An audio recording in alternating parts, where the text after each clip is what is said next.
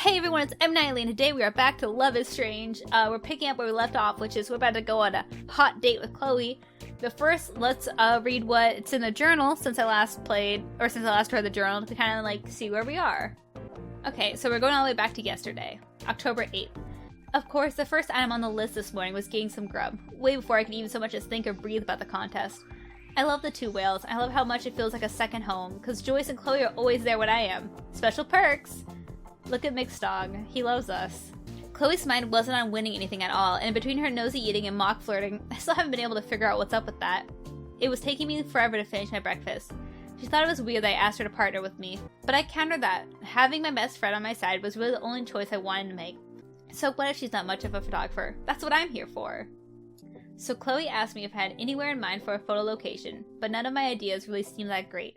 So I just left it up to her, and she immediately kidnapped me onto her truck. She brought me to a junkyard. Not the kind that's strewn with smelly garbage, at least. This was more like scrap and stuff, aka plenty of things to get tetanus from. But my artistic side was already spinning, thinking of all the cool photos I could get there. We were having fun just horsing around. I'm lucky I didn't step on a rusty nail, and enjoying ourselves when Chloe changed the mood completely by dropping a huge bomb. She straight up told me that she was leaving. Just like that. I know she's been aching to get out of Arcadia Bay for years, but I still didn't know how to take it. I mean, it feels like I just got back to my best friend and now she's going somewhere else? October 9th. What a cute drawing! I woke up in a dark mood, with Chloe's big announcement yesterday taking over all my thoughts. I don't want to stop Chloe from leaving. I seriously don't. She deserves to see the whole world and more. Still, I know it's selfish, but I don't like the idea of saying goodbye again. It's hypocritical since I'm the one who left first, but I don't know what else to feel. But I'm not going to stop her. Regardless of how I feel about it, I want her to remember Arcadia Bay and me positively, no matter how long she's gone for. So I decided to gift her with something precious and personal. Okay, and now back to the date. It's 10 minutes to 4, and I'm actually starting to hope I can rely on Chloe's chronic lateness.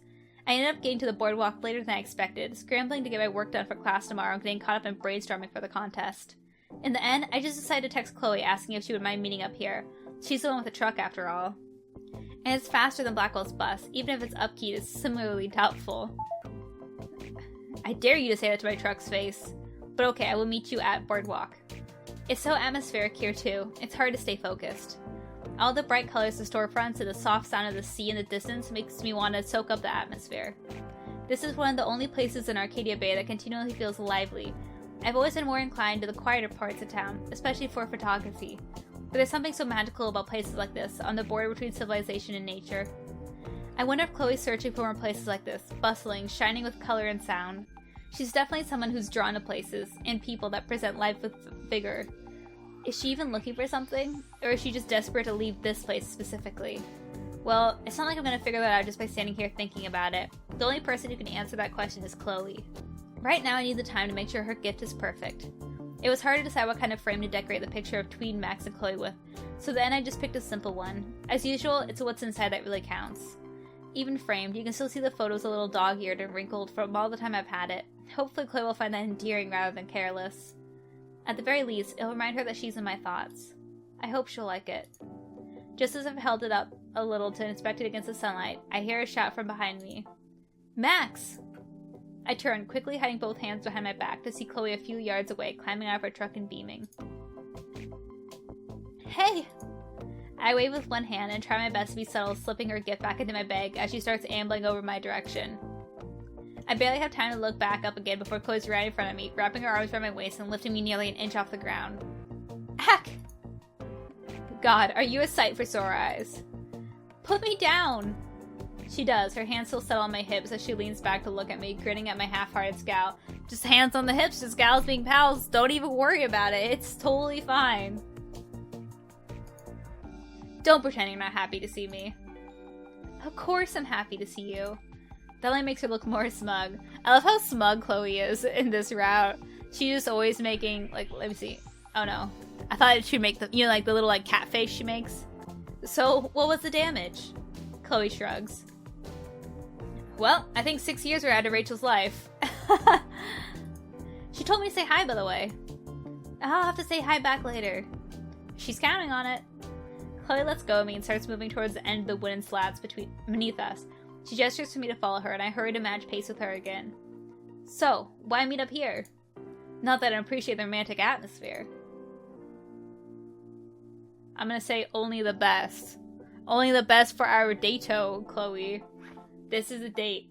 100%. Well, you know, only the best for you. She grinned satisfied. There's the cat face. That's the cat face I was talking about. Where she's like, yeah. You know, like, yeah. Is this your best then?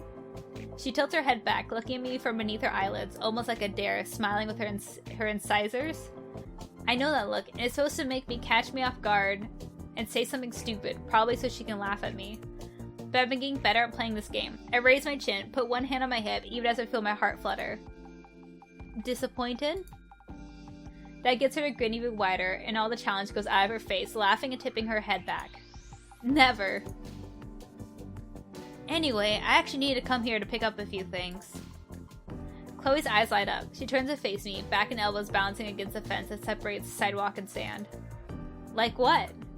Like, new film and... She looks so eager. As usual, she's seen right through me. Still, it could be fun to tease her a little longer. And more colored pencils, and... She's still grinning, but now she's starting to look a little unsure. I decided to cut her some slack. And something for you. She brightens, springing up straight again. I can't help but grin back, my hands coming to wrap around my bag strap. Score! I knew it! Subtle as a sledgehammer, Max. When she comes up to me, all the way to my space, and eyes roving around me curiously, it's hard to stand my ground. I have to tilt my head back a little to look into her eyes. Tall GF. Tall GF! So, where is it? You sure you want it right now? Yes, give! One of her hands snakes underneath my arm towards my bag. I shiver involuntarily as it brushes against my waist, then smack it away, shoving the bag further behind my back. Woo! This isn't good for my heart. It's too saucy. Life is saucy. That's the true name of this.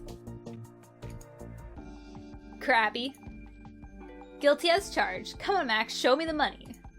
I roll my eyes, but she just beams insistently at me. I reach back in my bag and withdraw it carefully. Okay, but it's your fault that there's no element of surprise. Chloe rolls her eyes when she sees the frame, but she's still smiling when she takes it from me. She looks over it for a moment, then her eyes widen. It's us! Yeah, baby pirates Chloe and Max. Chloe holds her frame closer to her face, looking over with new interest. God, when was this taken? I think I'm missing teeth. Oh man, you still have that awful haircut. I wince and she laughs. But when I glance up at her again, her expression has sobered, still staring down at the photo. Oh no, I chose wrong. She doesn't like it. Oh my goodness. I'm so sorry, Chloe. I'll throw myself into the ocean. What is it? She glances back up at me, surprised, and huffs a laugh and looks between me and the photo again. You're gonna make me miss you too much, dude. Oh, no, shit, don't read into that. This is so cool. It's staying up front with me the whole trip. Thanks, Max. Just to make sure you're thinking of us little people from time to time. Oh my god, I hope she goes in the motorhome. I hope that this route ends with me going with Chloe in the motorhome. So I can finally get the ending that I always wanted. Tries not to cry, cries. She bristles a little at that, tugging her jacket firmer over her shoulders. For a moment, I lose eye contact with her. Are you seriously worried about that? As if I could ever forget. As if that isn't the biggest thing to worry about when you find out your best friend is leaving for an indeterminate amount of time. Especially when yours truly is guilty of exactly that. Still, I try to keep my tone light, coming to stand beside her, lean back on the fence some. Well, you never know. I've heard there's a whole world out there, Chloe. It's easy to get distracted. Distracted from what? I look at her, confused, and the look on her face startles me. It looks like she's really deep in thought, like she's trying to make a decision. Whatever the decision is, she seems to settle on it and looks back at me again. Her eyes are really determined and kind of intense. My mouth goes dry. I feel myself stand up a little straighter. Listen, Max, I wanted... She hesitates just for a moment. In the space of that 1 second, her phone beeps. Fuck! It's not a loud sound, but both of us jump. We glance at each other, and I giggle as she huffs and reaches for her pocket. My heart is beating way too fast. It's Joyce. She wants me home early tonight, so we can make dinner together or something. I've barely given a thought to how Joyce must be taking this. Now, there's a pang in my chest. You should go. But we'll have tomorrow and Friday to hang out and work on the project. Besides, it's your mom. Chloe chews on her lip for a moment. Then she looks up at me, suddenly bright-eyed again. Come back to my place. What? She grins at me, bottom lip caught between her teeth. Come on, it'll be great, and I'll make Joyce happy. You know, just like old times, cooking dinner together, blanket forts, pillow fights. It's a Wednesday. I have class tomorrow, and we're definitely going to need to crack down and take the contest photo too. This is really no time to be staging impromptu sleepovers. This is the best time to be staging impromptu sleepovers, Max. But Chloe's still beaming at me, insistent and almost coquettish. I actually don't know how to pronounce that, I'm sorry if that's wrong. Her eyebrows were raised, one hand on her hip. If I say okay and regret it later, there's no one to blame but myself. Okay. But we can't stay up too late. It's like Chloe's whole body just illuminates. She straightens and claps her hands together like a kid, her grin stretching wide across her cheeks. Yes! And without so much ado, she grabs my hand and starts dragging me back towards her truck. This is gonna be hella awesome, Max. Joyce will definitely bring her cooking skills if you're here.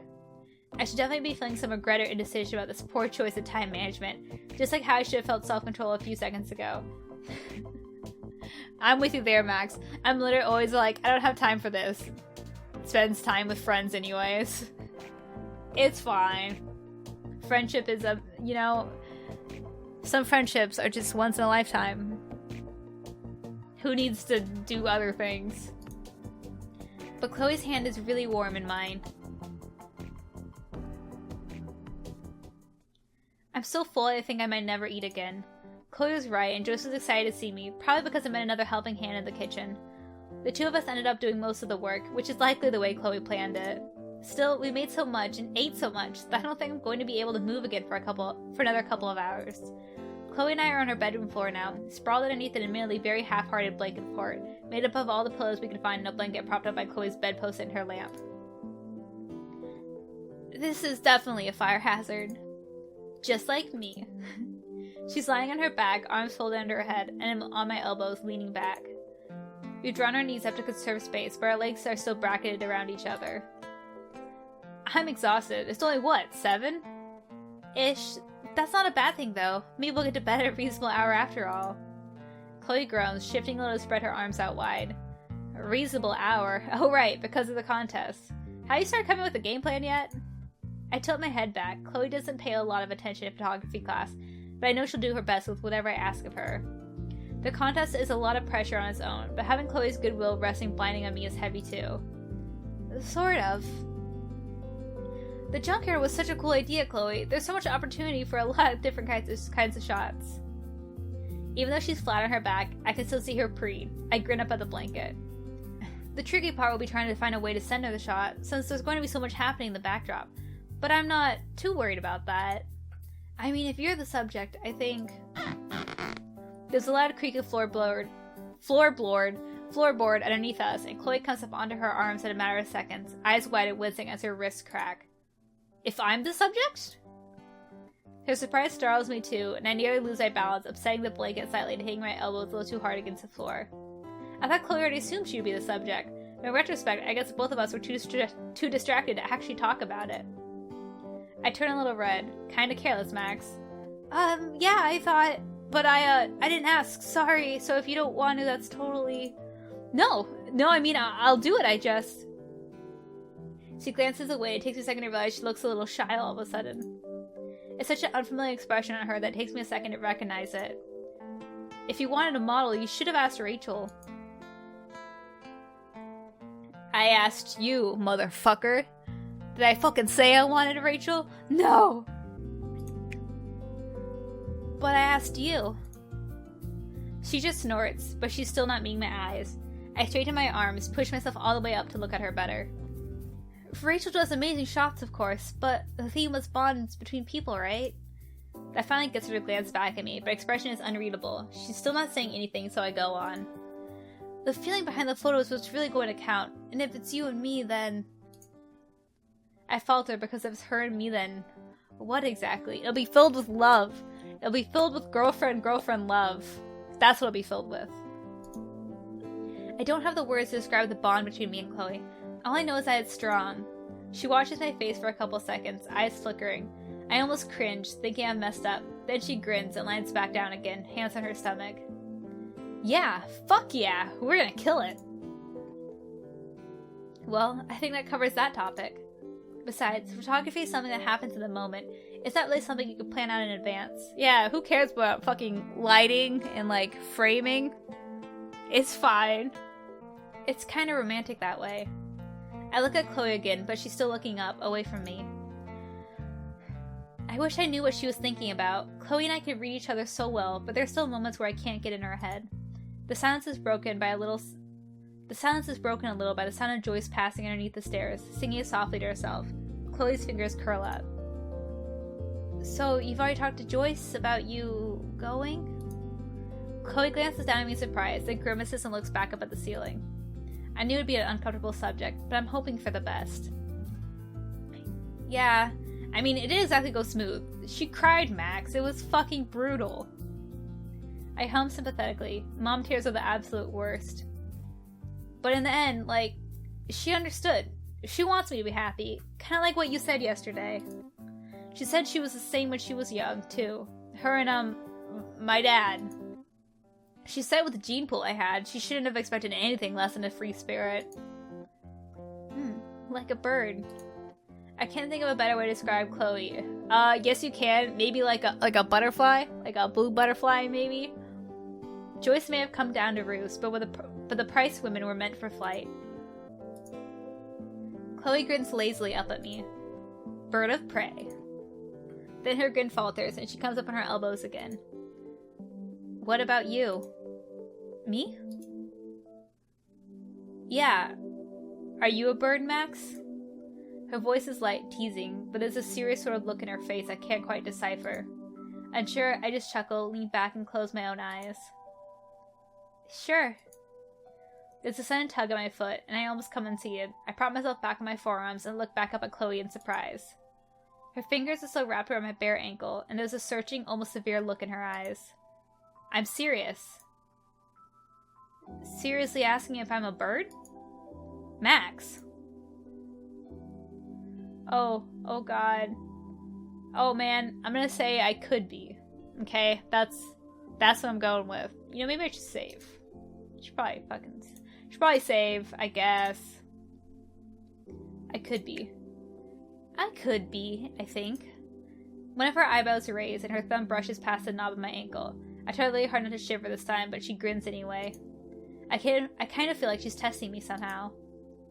Well, I don't know if I am a bird, but I'd like to be one. Really free, getting to see so much of the world.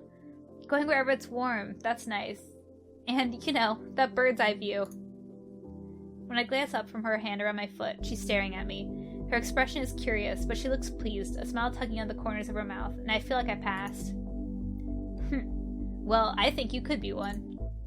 She lets go of me and comes up to sit a little straighter, both of us curled forward towards each other. Thanks, Chloe. That means a lot coming from a professional peacock like you. Fuck you, I'd be a way cooler bird. Anyway, between you and my mom and Rachel, everyone who actually matters knows now. Well, that's good, right? No loose ends. She looks away from me again, lips curling a little. I hate putting it like that. Something's definitely up with her. I'm not sure if it's something I'm supposed to ask after I leave alone. No loose ends. How about the fact that you love me, Chloe? What about that loose end? The loosest of ends. But Chloe knows I'm nosy, so I think she expects that I push myself forward on my hands towards her. Are you feeling okay? She glances at me, surprised, then away again. I'm fine. Nervous? That gets her to look back again, and for a minute I think I've misstepped, but then she gives the airy, disbelieving chuckle. Kinda. I nod, trying for a sympathetic and knowing expression, but I must screw it up because she immediately shakes her head. It's not what you're thinking. I'm not nervous about, like, driving or where I'm gonna go or whatever, it's just... Her mouth keeps moving for a moment after her voice trails off, and it's unsettling. I don't think I've ever seen Chloe wordless before. Her lack of brain-to-mouth filter is worrying sometimes, but at least it's consistent. This time I have to lean to the left to catch her eyes again, and she meets them, a little wary. Then tell me what I should think. Chloe, I'm not mad at you. You know that, right? I just want to know what's going on with you. I want to get it, like you said yesterday. It's not like you owe me explanations or anything, but you know you can still tell me anything, right? And I'll listen. I want to be there for you. It startles me when she leans forward, not breaking eye contact. For a second, our faces are very, very close. It's happening, maybe, but it's probably not happening yet. One day it'll happen, and the heavens will part, and God will descend, and he will say, Pricefield is canon. Then she crosses her arm across my knees and rests her chin there, looking up. You already are here. Her calves are pressing in around mine. Her calves are pressing in around mine now, arms heavy where they're draped over my kneecaps, and I swallow. She's grinning up at me, cat-like and intrigued.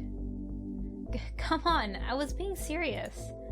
I curse myself for stuttering, but Chloe doesn't seem to notice, so she pushes herself off my knees again. I'm being serious too. Max, it's just cool that you're here. It's cool that we can still hang out, and that you're making this time for me, and being a dumbass.